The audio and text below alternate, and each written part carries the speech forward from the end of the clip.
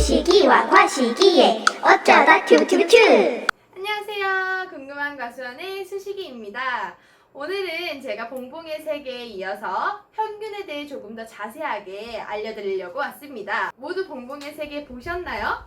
안 보셨다면 I를 눌러서 보고 오시길 바래요. 자, 그럼 지금부터 평균에 대해서 한번 자세히 이야기하도록 하겠습니다. 자, 모두 평균을 알고 있죠? 맞아요. 학교에서 우리 시험 볼 때 많이 이야기하잖아요.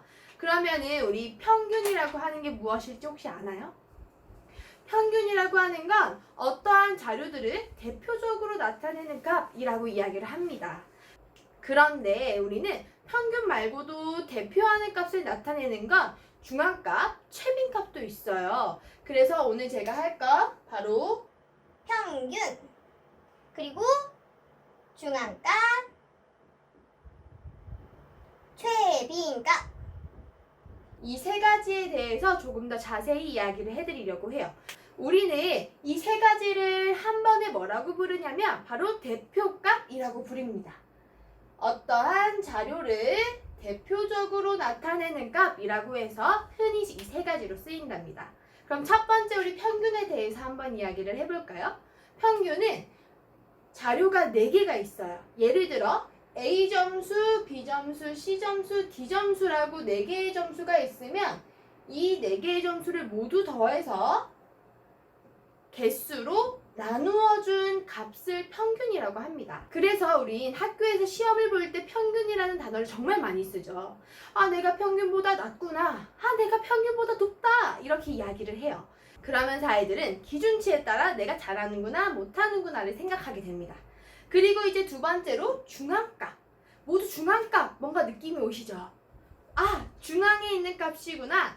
그런데 여기에서 우리가 포인트를 줘야 되는 건 바로 중앙값은 크기 순서로 나열하 값 중. 이 크기 순서로 나열한 값 중에서 중앙값을 말을 해요. 그럼 예를 들어 3, 7, 8, 4, 1, 5, 9 7개의 값이 있습니다. 그럼 이 중에서 중앙값은 뭘까요? 아, 가운데 있는 4구나. 아니죠.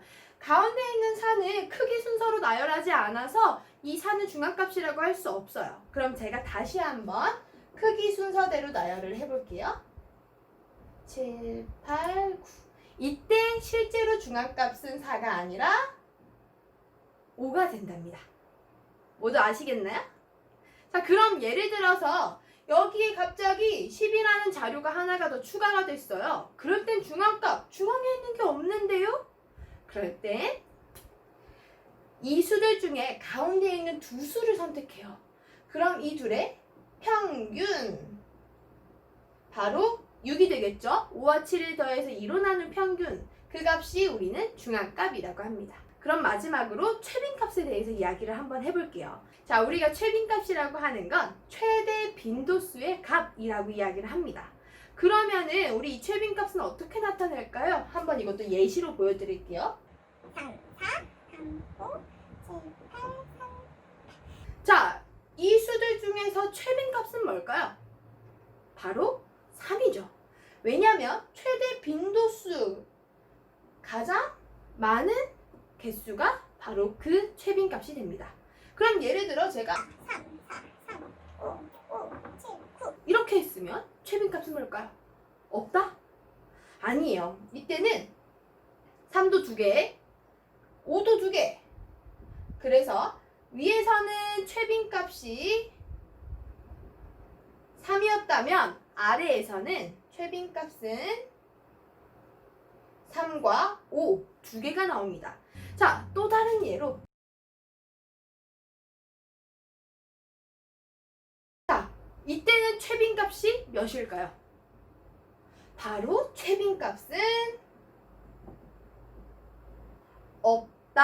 하나도 더 많은 게 없기 때문에 우리는 최빈값이 없다라고 이야기를 합니다. 자, 이렇게 해서 오늘 수식이가 대표값에 대해서 평균, 중앙값, 최빈값 세 가지를 알려줬어요. 앞으로 평균 말고도 중앙값과 최빈값도 앞으로도 많이 사용하길 바래요. 저는 이만 가볼게요. 감사합니다.